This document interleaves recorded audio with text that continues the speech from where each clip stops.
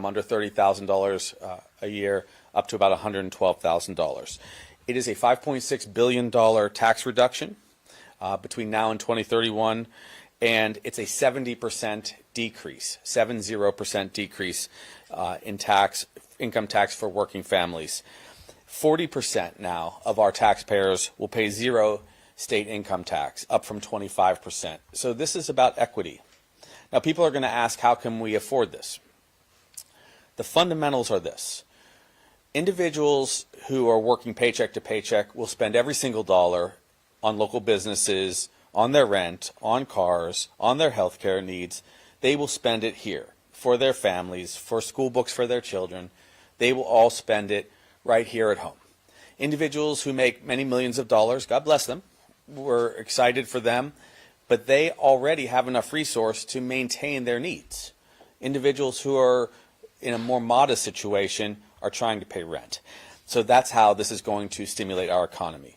And one thing that I'm appreciative of is that in this particular case, we have people with much more conservative tax ideology meeting individuals with more moderate or even sometimes left of center political ideology, all coming to agree that we can help our families with this tax burden cut. And let's take another look at the next slide. There you go. $5.6 billion, 70% decrease, and take a look at where the curve is. It's really, right now, very tough. You can see that we are the second highest taxed state in the country. We will become the fourth lowest state taxed peoples, and that means a lot of families will have more resource to live here. Let's take a look at the next slide. Now, this is where the tax burden falls the greatest. It really transforms what we're doing for people, and the focus has been on working families more than anyone else. You'll see that, of course, higher income taxpayers always pay a larger share of the income tax. People make a lot more money. And in my experience, in talking with families that are doing better, they're happy to see their next door neighbors be helped. That is very important. We are in Ohana, after all. So I want to thank people for their work on this. I'm going to also go into another couple of comments. Let me see if I got one or two more slides. Yes. Okay, so as you can see, we're helping local families, and our legislators are going to dive into some of the additional details.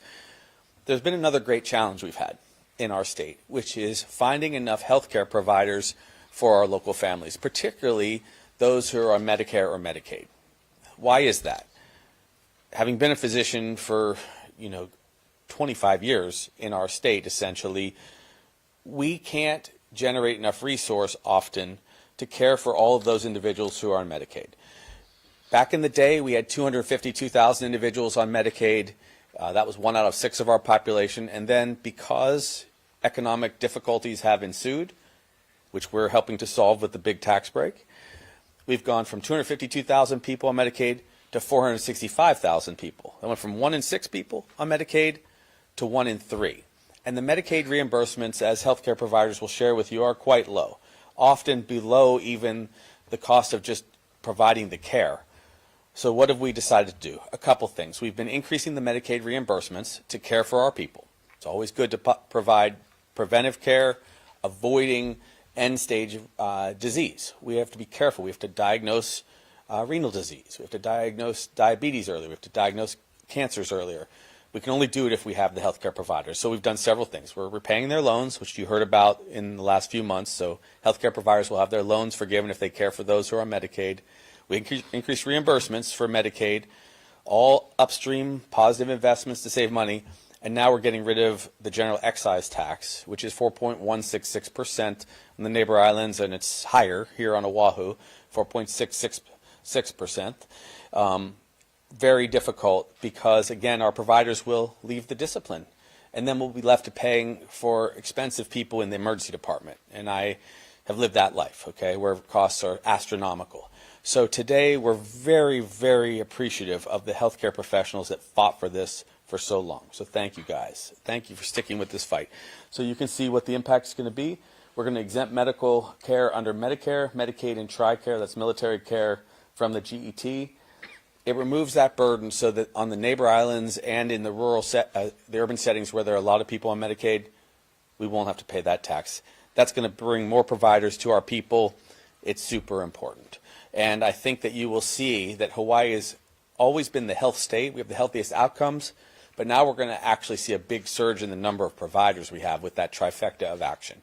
So big tax breaks so people can afford their copays, afford their health care, afford their rent, and some stimulus by getting rid of this tax, which has been pretty burdensome on the services we care about delivering most. One more slide, I think. Okay, that's just a mahalo slide to all of you and all the state for understanding that these are fundamental changes. And now, before we even get to the large question of can we afford this, I want you to understand what the real philosophy is here. The philosophy is the more we support people, the more resources they have, the less they will be reliant on programs like Medicaid and social programs, which can be very expensive. I shared with you we went from 1 in 6 people to 1 in 3 people on Medicaid.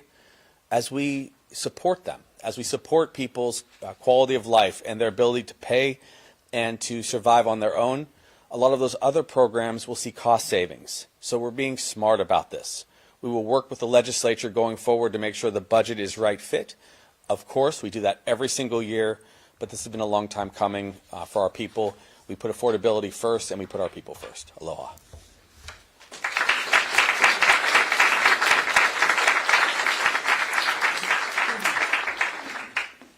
Mahalo, Governor Green.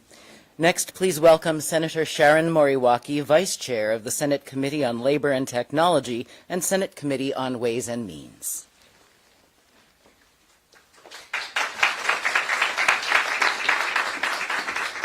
Aloha, everyone. Is that on? It is. Aloha, everyone.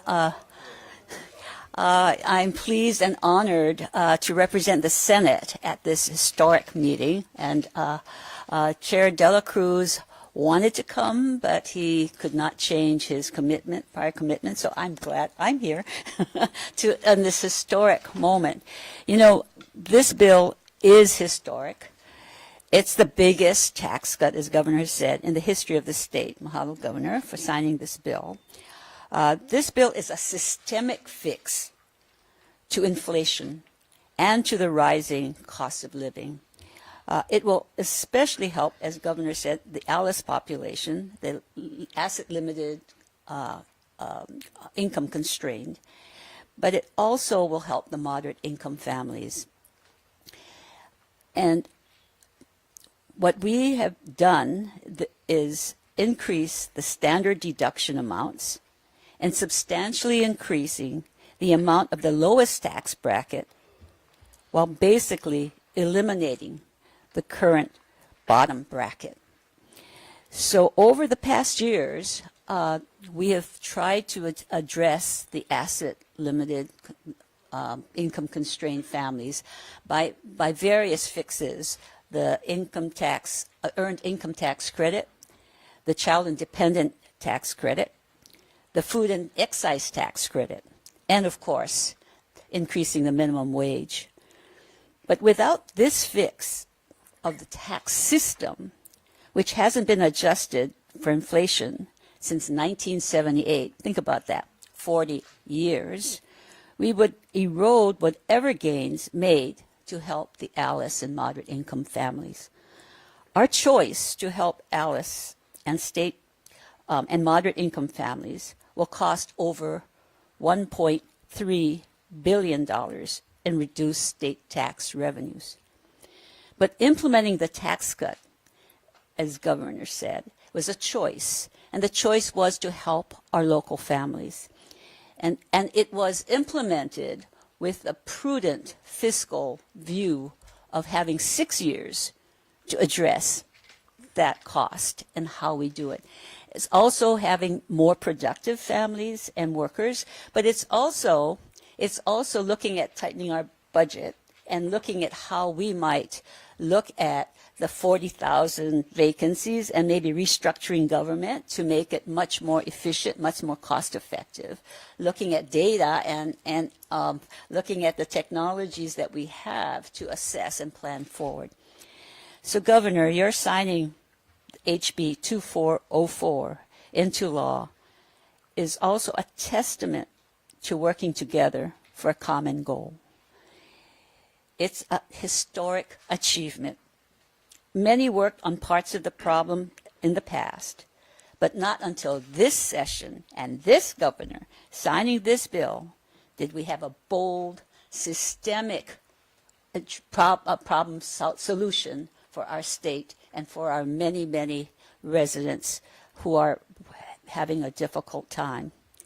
So I would like to mahalo the House Finance Chair and also Yamashita and his team, and also to Chair Dela Cruz and our Senate colleagues as well. So mahalo, Governor, to your administration as well. Aloha. Aloha.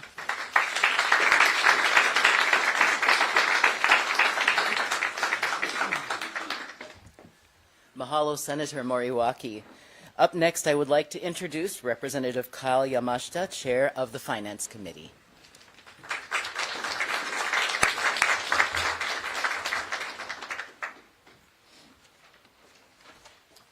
Aloha, everyone. So this is a monumental, historic day that we're signing these two bills into law. And thank you, Governor, for signing them. We really appreciate it. This will be something that will benefit the working families. As you know, what I'm going to say is kind of repeating what everybody said. So, but I think it's important to say that this is helping working families to provide much-needed relief. By 2030, this is the biggest tax cut in state history.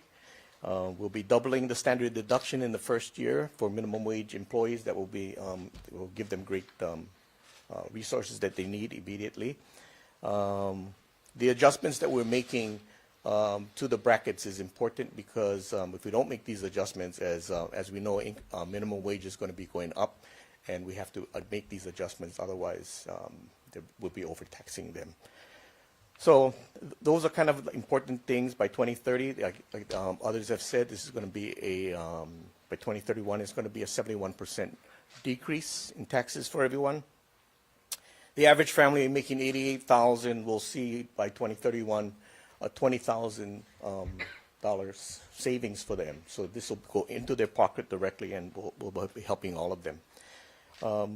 In general, I think we want to thank again everybody for working on it. Thank the Senate for their help, the governor and his administration, the tax department, and all. I'd like to thank my colleagues for supporting this going forward. I think questions will come up later, and I think we'll be answering some of those. As far as the breaks for the Medicaid, TRICARE, and Medicare tax cut, those are kind of part of the big picture, because as we all know, we are losing people to the tune of about 4,000 people a year are leaving the state, and it's because of high cost of living. We're losing doctors, nurses, professionals, and in general, even government is struggling. Right? We have a 30% vacancy in all our departments, and we just have a smaller workforce to deal with, and everybody's dealing with that, including the private sector. So these two measures is just one piece in trying to address that going forward. So thank you.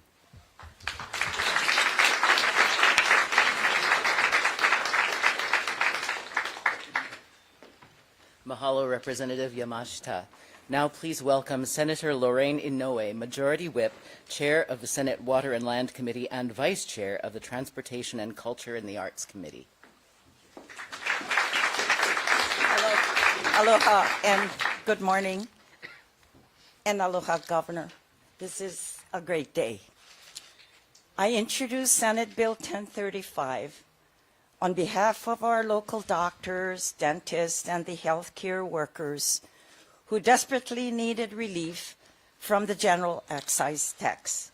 I'd like to thank again Governor for the support of this measure, this bill, Senate President Kochi, the Senate Health Committee Chair, Senator San Buenaventura, both Money Committee Chairs, Senator Dela Cruz, more importantly, Representative Kyle Yamashita, for bringing out my year-old SB 1035 into the hold of 2024, and the rest of my colleagues in both the Senate and the House for getting this bill to the finish line. And Dr. Jack Lewin, mahalo. I've known Jack, and that's why I can call him Jack, because he's a John.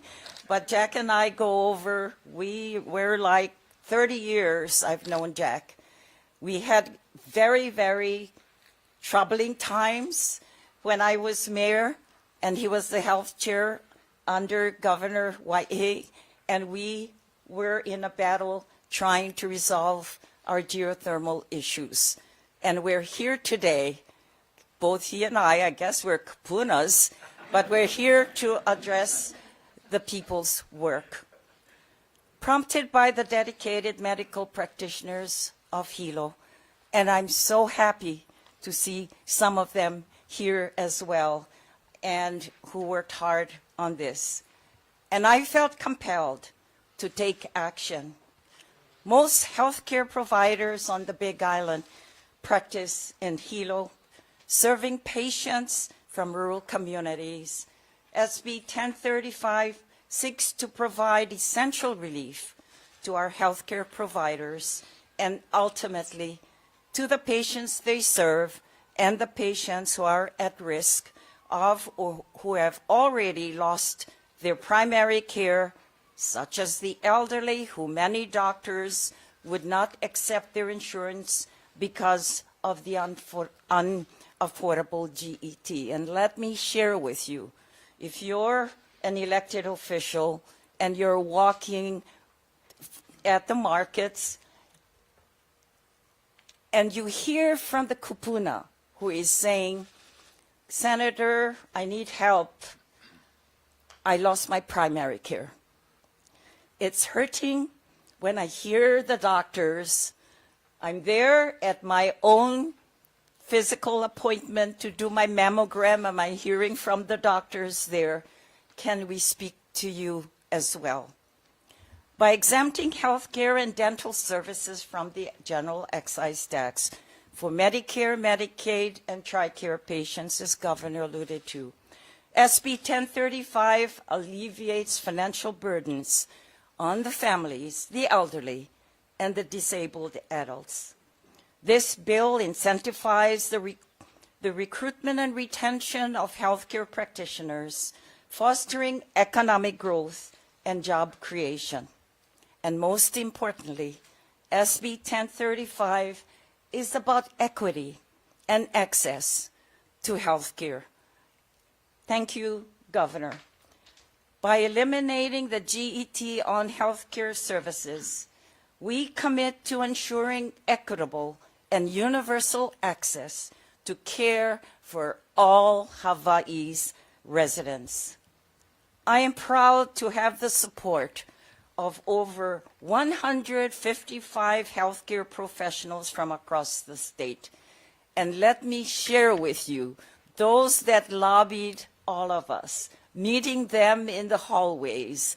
And I specifically told them, thank you for being here, because you're not here at the Capitol oftentimes. You're out there taking care of our people, taking care of your patients.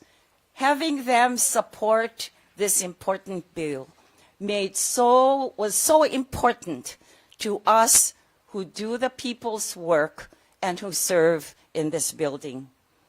Their endorsement of SB 1035 highlights the urgent need for action and the positive impact this bill will have on our healthcare system and our communities. Let us seize this opportunity to enact meaningful change and ensure every individual in our state has access to the care they need and deserve. Mahalo. It's good to see all of you. It's a happy day.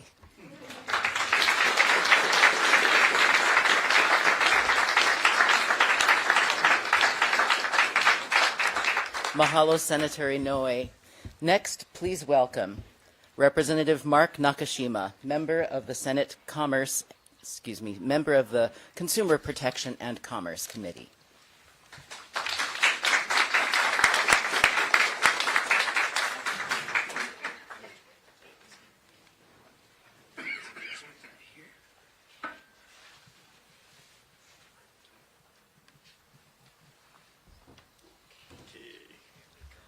Jasmine.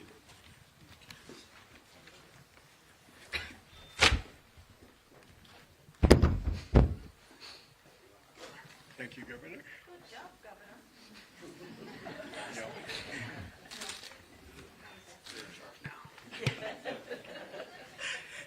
Thank you very much, Governor, for your assistance.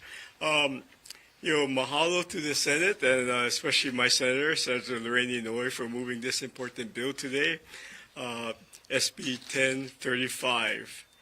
The elimination of the general excise tax from Medicare, TRICARE, and Medicaid, medical and dental services will have accomplished a number of different goals. One, it will reduce the financial burden on doctors and dentists while providing healthcare access to the lowest income families and kapuna in Hawaii. Secondly, it will enable our residents to access local providers for the health care and diagnosis that they need and treatment that they urgently need in a timely fashion. More importantly, especially with our state's aging population, this becomes even more critical. Finally, it is my hope that our communities will be able to provide quality care and access throughout the state with the relief that this bill provides. Mahalo.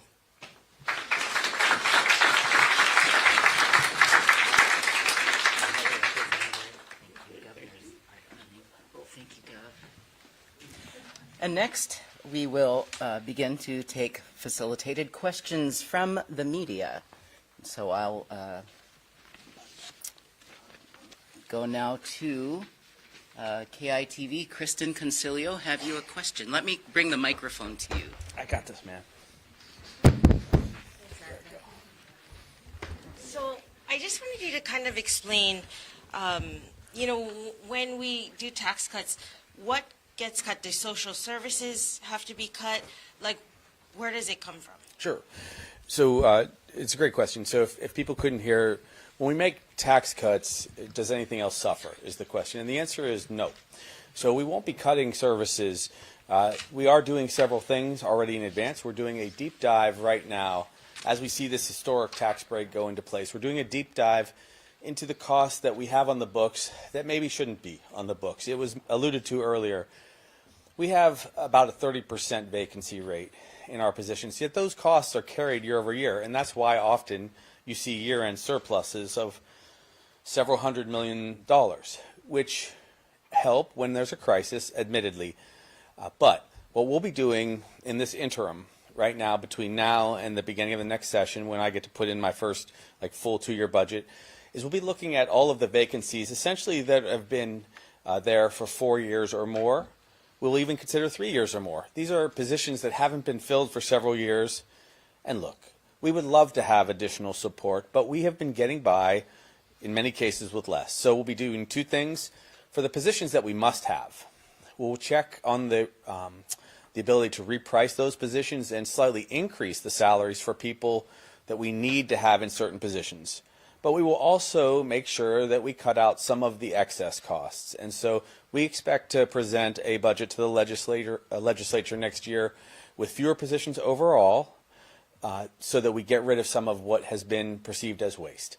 So there is that. Also, when people have enough resource to live and to actually cover their health care needs and to grow, you will not see as great a need in some of the other budgets like Medicaid. Our Medicaid budget is, I believe, in excess of $4 billion now. And by having people empowered, hopefully some of those costs will come down. By the same token, you've seen us work a lot on homelessness, for example.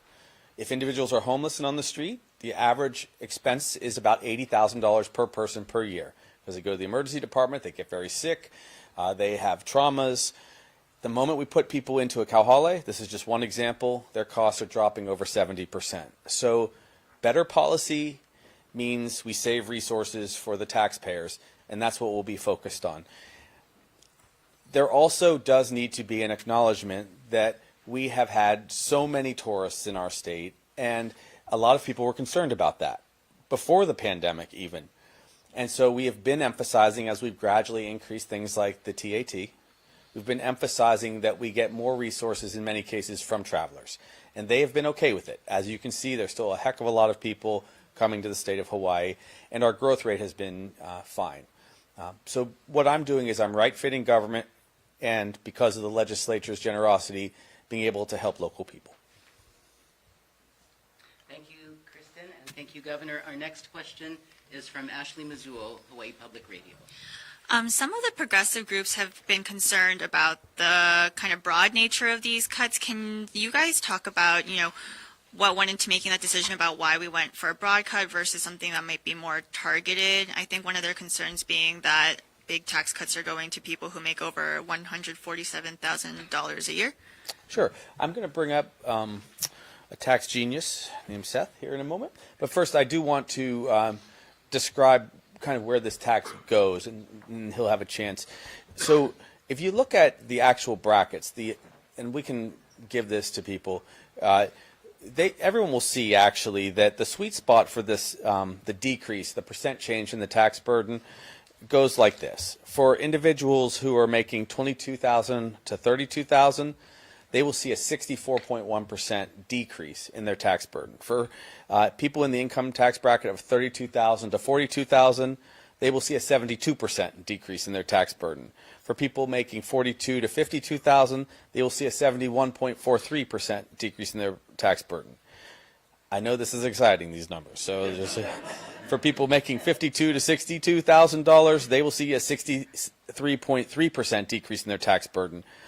And for people making much more, they're in the 10 to 15% decrease in their tax burden rate. And the point here is that we have actually made sure that the part of the curve is focused on people that are really paycheck to paycheck. And for a family of 4 or 5 making $100,000 in the state of Hawaii, they might very well be spending $50,000 or more on their housing alone in after-tax dollars. So there's not a lot for some people, and of course, those who are much lower are suffering more. Tax director, who's making this happen. Aloha, everybody. So I think there's two issues that have been confused in the media. One is the progressivity of this tax cut. So in economics, the definition of progressivity is higher income people pay a larger portion of their income tax relative to low income people. By that metric, this tax proposal makes our tax income more progressive, meaning lower income people are going to be contributing a larger share or a smaller share of our income tax compared to higher income tax people. So right now, and I'm ballparking here, about high income people pay about 60 to 70% or 60% of our income tax. It'll increase to something in the range of 75, 80%, right?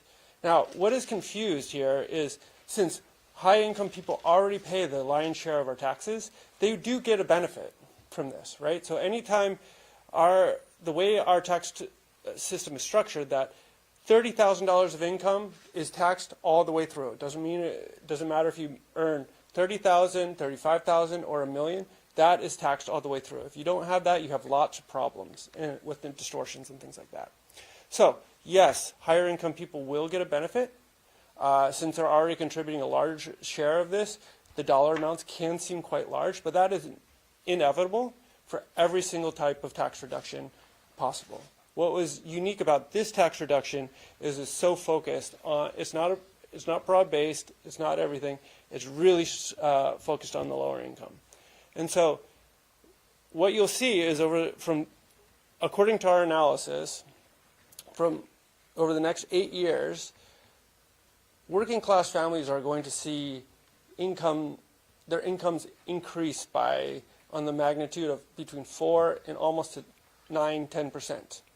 That is, I evaluate social policies for a living, and I can tell you if any social group could effectively raise the income of working class families by 5 to 10% across the whole entire state, that would be an enormous win.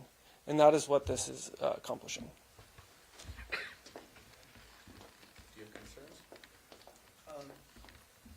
No. What we'll be doing is, with the adjustment of the tax brackets, we will be adjusting the withholding tables so that people will start seeing, I guess, they should be seeing larger paychecks come January 2025. And so we'll be getting that out as soon as possible. That was Gary Yamashiroya, Director of the Department of Taxation. Suga Numa, sorry, the other Gary from DOTAX. Our next question from Honolulu Star Advertiser is from Andrew Gomes. Thanks. Can I ask my question and then a quick kind of follow-up to Ashley's question also? So my question would be, was there anything in the green affordability plan that you propose that hasn't been achieved with Part 1, Part 2? So could there be a Part 3 next year that you would like to see happen? And then for just a follow-up, I understood everything Seth said. Why not cap it for the high level, and then everything would just be much more, for the working class and lower income families? Sure. So I guess the first question is there anything left to do? Well, there's always work left to do. This tax plan, this tax break, so far exceeded our expectations in a positive way. It would be ungentlemanly to ask for anything more today. The other discussion we've had has been about, I believe, the child independent tax credit, which always has room to move. But what the legislature did is they actually simplified matters by dealing directly with the tax credit, the earned income tax credits that have been out there, and actually increasing the standard deduction over the last several cycles. And I really want to credit, in addition to Chair Yamashita, Chair Dela Cruz, and the team, also the Speaker. The Speaker, right off the bat after the elections occurred, got in my ear and said, we need something that's pragmatic, that will actually work. And that's what this is. It's just an exceptional move to help people who are struggling. The other part of your question is, why not cap it? Well, we're trying to stimulate the economy at all levels, honestly. And we felt that it could be afforded. Again, a much larger percentage of the tax burden overall is going to be borne by people who have very significant means, and that's appropriate. That's appropriate when people can contribute to their society and help. And we heard that overwhelmingly across the board. But they are still getting a tax benefit. I believe in creating larger coalitions, and that's why you see a lot of very conservative thought leaders here in the audience today. We went out of our way to bring people together, because when we're not together, what happens? We spend 20 years trying to pass a bill like we did. I put in that bill on general excise tax for healthcare many, many times.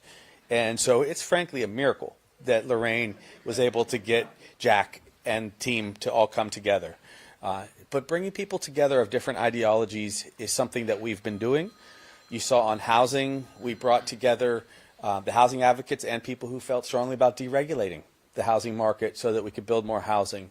I'm trying to create that coalition on homelessness, and we seem to have created it on tax policy.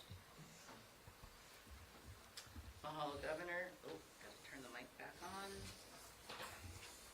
And now, Daryl Huff from Hawaii News Now. Thank you. Governor, how large a proportion of the medical community is going to be benefiting from the excise tax? And why not, if it's so urgent with doctors leaving all the time, can we not move up the effective date of that tax break? Because right now it's not until January 2026, I believe. And you've got an urgency here. So I appreciate that. So a couple things. We've taken some pretty large measures in the past, say, 18 months on this matter. one of the things was to get parity, moving the Medicaid payments up, especially for primary care, up to the table for Medicare. That was like a 30% increase, and very necessary because Medicaid rates are extremely low. There are extremely few physicians, nurse practitioners, or PAs that don't take a significant number of patients in the Medicaid and Medicare class. Very few. So it probably is going to help everyone. There was a time when 51% of the Big Island relied on Medicaid. 51%, which means essentially every provider on the Big Island, myself included, cared for individuals on Medicaid. So this crosses all groups. As to the shortage, we're going to see a really rapid decrease in the shortage for healthcare providers in the state because we're also, forgive any of the more mature and senior doctors here, okay? Jack, you're the oldest, okay? Those guys paid their loans back, all right? So they didn't benefit from the loan forgiveness program, of which we're giving to hundreds and hundreds of doctors, nurses, and mid-level providers. So it helps us to recruit. Dr. Withey's work, which we used to just have a trickle of these scholarships. Now we did 475 or so in the first batch. We're doing another 500 this August. And we will be knocking down the barriers to come and practice in Hawaii. Now we begin, as that program begins to mature in 2026, with the benefit on the tax break. And if I'm being just very blunt, I try to control for variables so we can see what is actually working. And make no mistake, the tax breaks that are being enacted today with my signature and the legislature's hard work across the board are going to help healthcare providers. They will also be paying significantly less tax, so they'll be able to work here. So it does help essentially small businesses too. We have what Do you promises to be a small follow-up. Okay. Yeah, but the distinction I was trying to make is between the for-profit and nonprofit, because this is really for the ones that can't pass the tax back to their, who are paying the tax in the first place, because the nonprofits aren't paying. That's what I was trying to get a sense of, what proportion of the healthcare system is going to benefit directly from this tax. Sure. Yeah. The so most of the hospital systems, as you know, are not for profit, and most providers are just regular businesses. They're LLCs. That's what a practice usually is. It's a small business, although there are, of course, individuals that are also salaried. So that is a reality of our healthcare system. There's just so many people on Medicare and Medicaid. So it's not just that we have 465,000 individuals on Medicaid. We also have well over 100,000 individuals in our state that are Medicare eligible. So I believe it's more than half of our population. 300,000, there you go. So you're now talking about over 700,000 of our 1.4 million individuals are either on Medicare or Medicaid. So you will see this this change in our reimbursement system essentially penetrate all parts of our state's healthcare system. Final follow-up question from Ashley Mizuo at HPR. I just wanted to have it clarified. When you're talking about fewer positions next year going into the budget, are these positions filled? So are people like Yes, job thank you for that security-wise? clarification. No, Yeah. these and so no one should worry. We do not intend to cut anybody's working position. We will be looking at vacancies that have been at first vacant for 4 years or more. So if they've been vacant for 4 years or more, you know, when asked by my own team whether or not we should take that move, I said, look, give me a break. If we can't fill it after 4 years, let's right-fit our government. Let's begin to invest in technologies where they can help, and let's pay people better so that they stay in these important jobs, whether they are HGA, UPW, any of our public workforce. I'd rather see people paid a little bit better, and we get rid of some of the excess that's been in the budget. Interestingly, my own cabinet has shared with me that this makes it a little tougher on the executive branch. This is usually the work of the legislature, knocking out vacant positions that haven't been used for a long time. I was a part of that process for 14 years with my dear friends. I just figured, let's just be honest about our budget. Let's cut positions that have not been filled for a very long time. And if people make a compelling case to me to increase the salaries for certain positions that we need desperately, we'll do it. So honesty in our budgetary process is important to me, and I think we will have a pretty dynamic proposal for people. I will tell you in advance right now what we hope to do. We hope to continue to work on affordability, thus the tax break. We're going to need to continue to build housing, so those revolving housing funds are going to be very important. And then finally, scholarship programs, increased reimbursements for health care, and dealing with homelessness, central to a healthy society. That's a preliminary glance at what our budget will be, but to afford those things, we're going to be more prudent. And I'm very excited to see more health care for people, lower taxes for people. I think that is the fundamentals on progressive government. Mahalo, Governor. Closing remarks, or are you good? Well, look, we've been on a journey. In the last, say, 2 or 3 weeks, you've seen several things. You saw us take on short-term rentals, which are preventing a lot of our people from having a place to live. And that's costing us dearly because with too little housing, because we have far too many short-term rentals, costs are astronomical. Not just here, also on Maui. So you saw us take action on that. Step 2, actually changing our housing policy. You saw the legislature take major steps in order to provide more housing, period. And we all have to agree to work together. That's why I was grateful to see people accept some modest changes where we'll build up Ohana units, we'll build ADUs. More housing inventory, prices should come down, it should be very healthy. Condominiums are struggling a little bit. Speaker's been a star on this, helping to make sure that those who live in condos can still do it, bringing down their costs, pass significant legislation, and then finally, this most fundamental piece, actually getting tax dollars back to people who are ALICE families, asset limited, unable to make enough money to survive in Hawaii. These are foundational changes. We're supporting the healthcare system. We're dealing with homelessness, as you saw. But that is our purpose. Our purpose is to actually transform Hawaii to the benefit of all. And when viewed through that lens, those multiple initiatives, I hope you can see that is our approach to help our Ohana. One taken apart from the others may seem to not, I guess, pencil out or make enough sense, but when viewed as a whole, it should make Hawaii a more extraordinary place for our families now and for the next generation. So thank you, everyone, for understanding. Aloha. Mahalo, Governor. At this time, I would like to invite Governor Green, our state legislators, and any key stakeholders to come up to the podium for the formal bill signing and subsequent picture taking.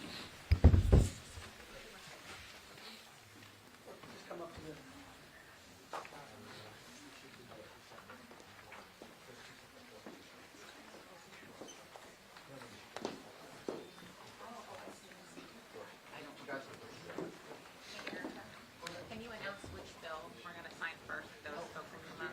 Which one are we? So the first bill is the, I'll do the tax rate bill. So we're doing 2404. 2404 is being signed first. Okay. So the signature, families should find it more affordable to live in the state of Hawaii. There you go.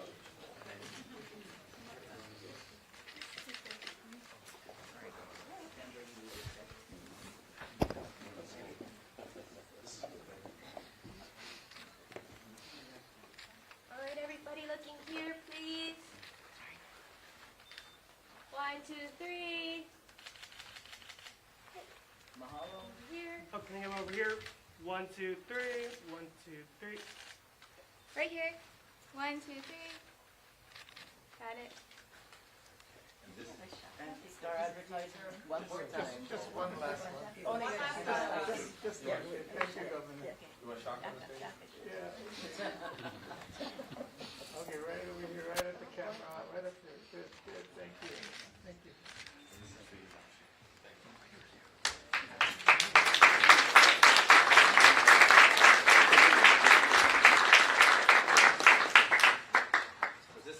This is someone should keep this worth $5.6 billion.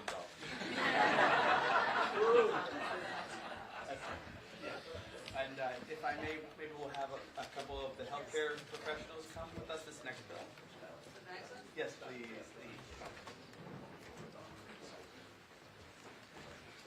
pretend the governor is also in a white coat.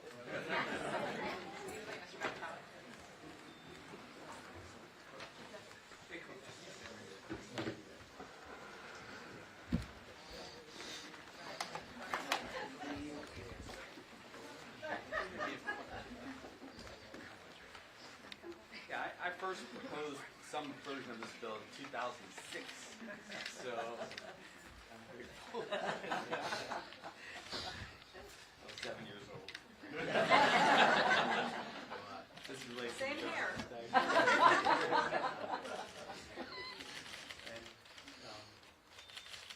And I just really, this pen could easily go to Lauren, but may I give it to Shima?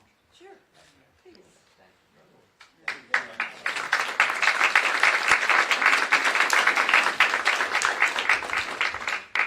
Can have everybody squeeze in as much as possible. There's a lot of people.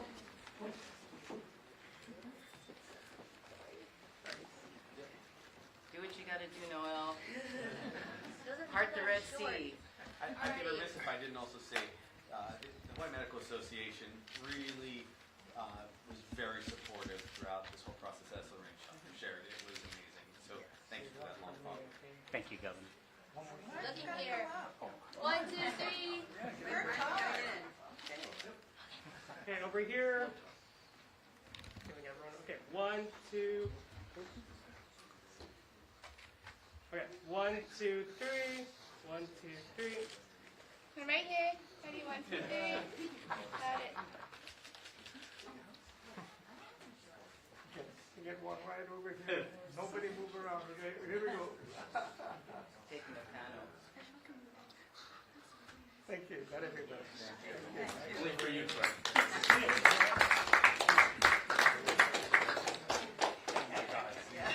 And ladies and gentlemen, this formally concludes our news conference today. Mahalo for your time. Hey,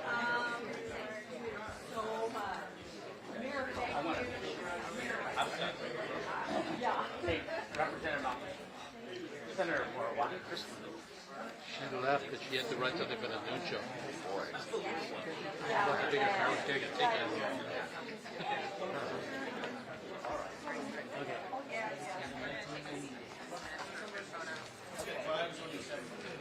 Hopefully they were recording up there.